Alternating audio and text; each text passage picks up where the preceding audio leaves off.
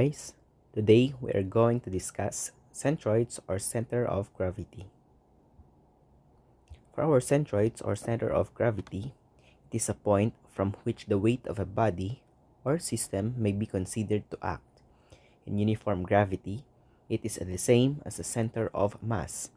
In order for us to determine the centroids or the center of gravity of a certain figure, or if we have a composite figure, we are going to use the Varignon's theorem. So the Varignon's theorem will be equivalent to this formula.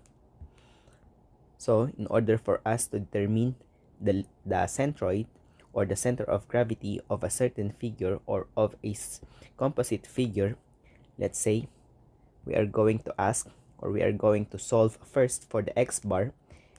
To solve for that, it's just the total area of that composite figure multiplied by its x bar, then equivalent to the summation of all individual figure of their individual area multiplied by their location in the x-axis. Or in short, ganito lang yon. And also, if you want to determine the bar y, total area multiplied by the bar y is equivalent to the summation of all individual area multiplied by their location in the y-axis. Or in short, ganito lang din yon. So, in order for us to determine the different location or the different center of gravity of a different composite figure or a figure, so these are the common plane figures that we have. So for the center or centroid of a rectangle, so ang kinukuha lang natin dito ay kung saan yung gitna ng rectangle. So if we have a rectangle of base and the height, so kung yung gitna niya ay nandito lang. So kung mula tayo dito sa base, yung gitna lang niya is half ng b, and kung dito naman tayo magbase sa h, it's just half ng h.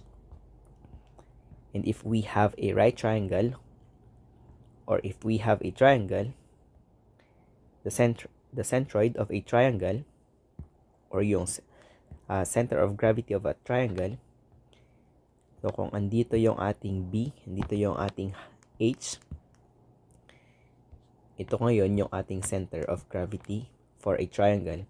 So ano ngayon yun? From here to dito, take note, the location of the center of gravity of a triangle from the base or from the height of the triangle to the center, that is measured 1/3 of b, and or from the vertex naman, that is just 2/3 of b. And if we want to determine with respect to h, ito rin naman siya, it's just 1/3 of h, or kung dito naman tayo magbabase, ito naman yun, it's just 2/3 of h. Next, if we have, of course, if we have a circle, the center of a circle is nandun mismo sa gitna niya. And if we have a semicircle, so the center of a semicircle is located within dito. So its measurement from its base, it is 4/3 pi over r. 4/3 pi multiplied by r. And of course, if we have a quarter circle, yung centroid nyon will be nandito. Kung mula dito, yung x bar niya ay ito. That is just 4/3, parang ganito lang kanina dito. So ito yung x bar niya, that is 4/3 or 4r over 3 pi. And yung bar y naman ay ito naman yun, 4r over 3 pi. Same lang sila. Okay? So that will be our centroids of common plane figures. So let's apply the Varignon's theorem to determine the centroids or center of gravity of a certain figure. So for our problem number 1, determine the coordinates of the centroid of the area shown in the figure. So we have this composite figure. If you can see, this is a combination of a semicircle and a triangle. So we are going to locate the centroid of this composite figure. So first step, what we're going to do is to divide first the composite figure into individual figure. So kung ito ay combination of semicircle and a triangle, so i-divide natin to as semicircle and triangle. So pangalanan ko to yung semicircle or yung triangle as figure 1 and yung semicircle naman as figure 2. Okay? So again, if we want to determine or to locate the centroid of a certain figure, we are going to use the Varignon's theorem. So if we are going to recall, the Varignon's theorem is equivalent or states that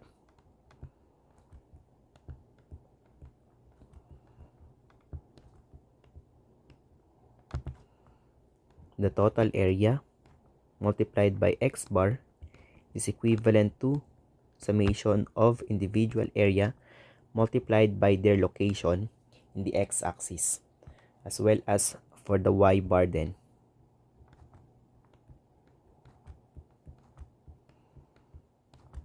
So ibig sabihin pala, kailangan nating malocate yung location nila or kailangan nating malaman yung center ng individual components or ng individual figure mula sa x and y axis and even yung kanilang individual area.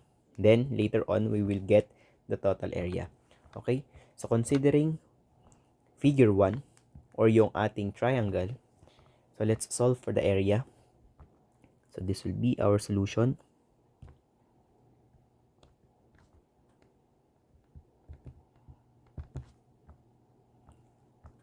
So let's solve for the area of figure 1, or that is just the triangle. So if you can see, the area of figure 1 or the measurement of figure 1 or our triangle has a height of 9 inches and a base of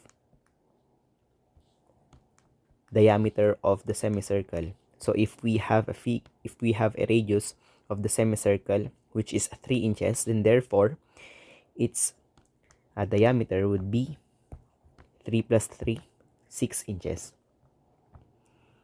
Okay, so let's solve for the area of the figure 1, which is the triangle. That is just 1/2 base 6 inches times height, we have 9 inches. So this is equivalent to 27 square inches.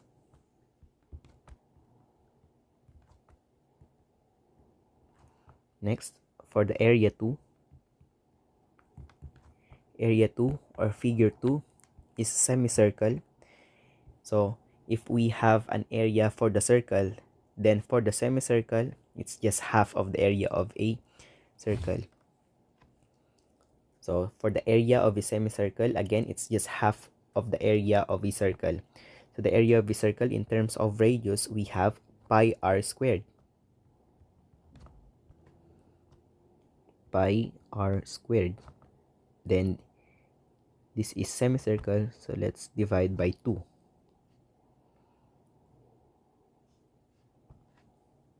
Okay, pakita ko lang to.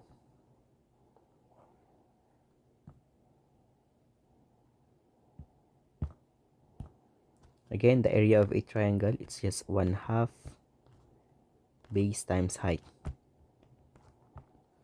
And for the area of a semicircle, half of the area of a circle. So let's substitute. So pi multiplied by the radius, we have 3 inches squared over 2. So therefore, area 2 will now be equivalent to 14,1372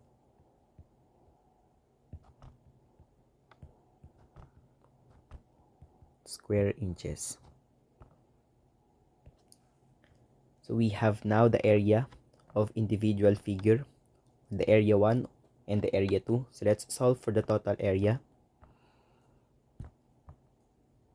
So the total area of the composite figure is just the combination of area 1 and area 2. Let's substitute. Area 1, we have 27. Area 2, we have 13,1372.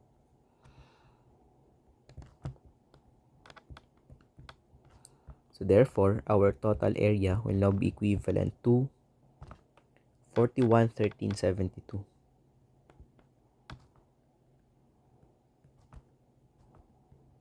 square inches. Next is to solve or to locate the individual area or individual centroid of our individual figure. So first, for the triangle, let's locate its location from the x-axis. So asan siya ngayon dito? So ngayon, dahil ito yung ating center, if this is our x-axis and if this is our y-axis, so yung center natin ay nandito or yung origin natin ay nandito. So yung x or yung location ng figure 1 from the x-axis ay magmumula dito. Okay? So papunta dito yung x-axis. So nandito siya nakabase kung asaan yung location niya from the x-axis. So first, sabi natin that the location of the triangle is somehow or somewhere nandun sa 1/3 or 2/3 ng ating base or height. So let's say if this is our triangle, siguro nandito yung kanyang centroid. Yan. So yung location nito from dito, pangalanan ko to as x1.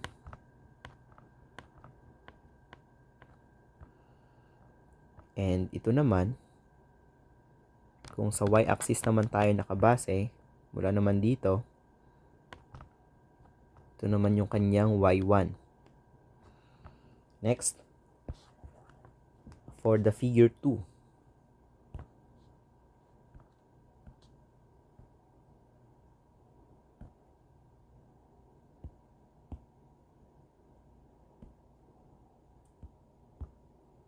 for our figure 2, the location of the centroid of the semicircle, somewhere nandito. So yung location niya mula sa x-axis, dito hanggang dito.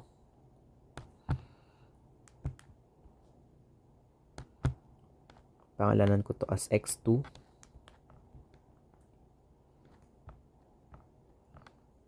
Dito naman,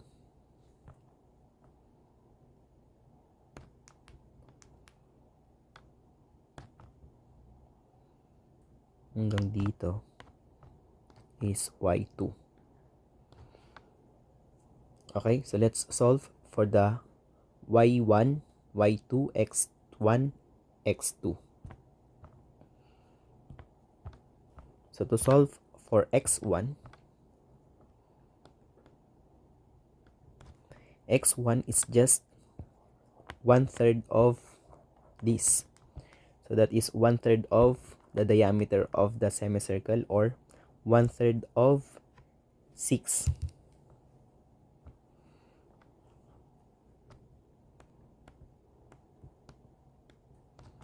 So 1/3 of 6 is equivalent to 2. 2 inches. Then, yung y1 naman ay ito.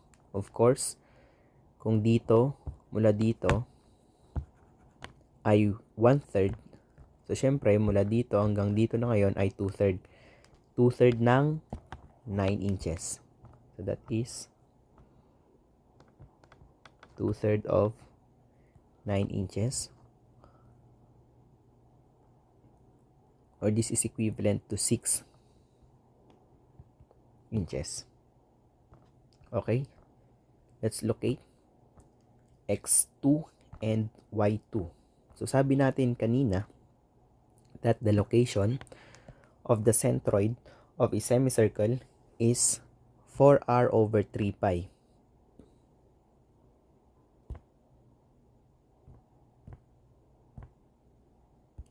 So, yung location nito ngayon, mula dito ay 4r over 3 pi.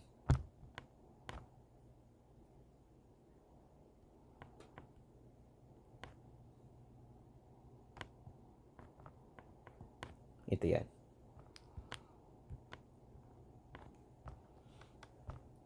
So, to locate now, x2 is just half ng diameter ng semicircle, or it's just the radius of the semicircle. So that is just 3 inches. So x2 will be 3 inches. And y2, we have, so yung y2, bumula tayo sa origin, guys, no? Always from the origin. So from here, papunta dito, ano yung distance nun? So kung ito ay 9, i-plus ko na lang tong 4r over 3 pi. So this is equivalent to 9 plus 4r over 3 pi. So let's substitute. 9 plus 4 multiplied by r, which is 3 inches, over 3 pi. So y2 will now be equivalent to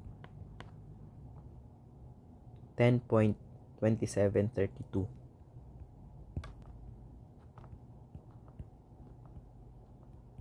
inches. So we have now the location of x1, y1, x2, and y2. So we are now ready to solve for the x bar and y bar. So gamitin na natin ito. Okay? So let's solve first for the x bar.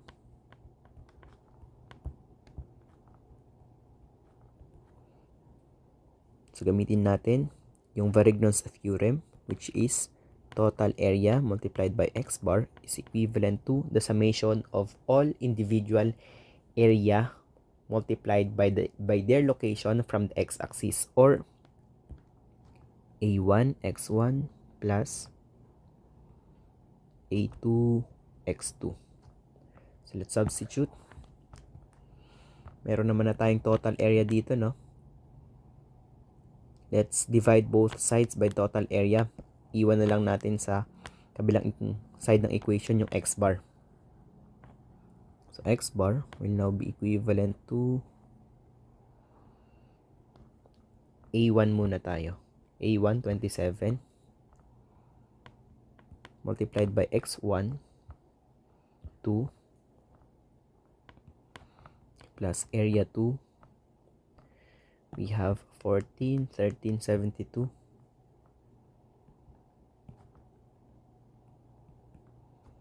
times x2, we have 3 inches divided by the total area, which is equivalent to 41, 13, 72.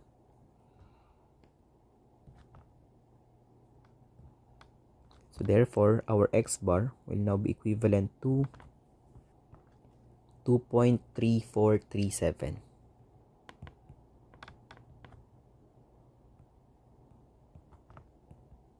inches, and this is now our answer. And to locate for the bar y,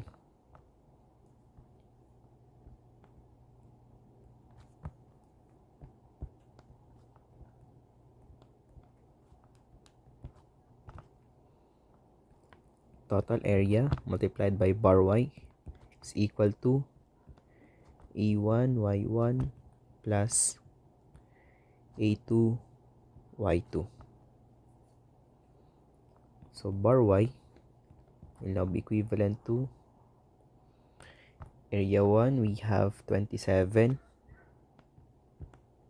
multiplied by y1, which is 6, plus area 2, 14, 13, 72 multiplied by y2, 10, 27, 32 divided by the total area, 41, 13, 72. So therefore, our bar y will now be equivalent to 7.4685 inches, and this is now our answer. If we are going to plot this, so this will be the location of our centroid, or the coordinates of our centroid.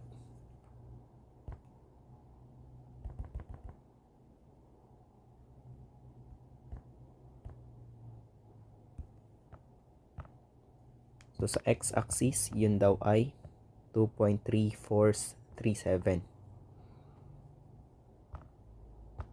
Let's say nandito siya banda. And then yung bar y, 7.4685, somewhere nandito. Diyan. Yung y1 natin ay 10. Siguro dito banda.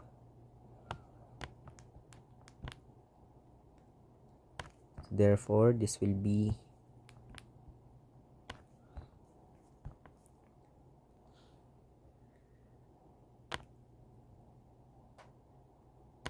our centroid.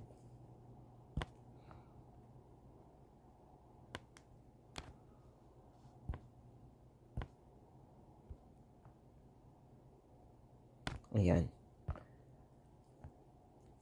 So ito yung ating x bar.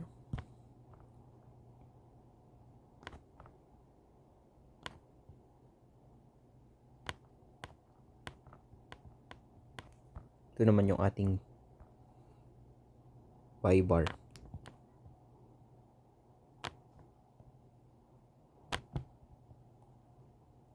X bar or bar x, kahit anong mauna doon, same lang.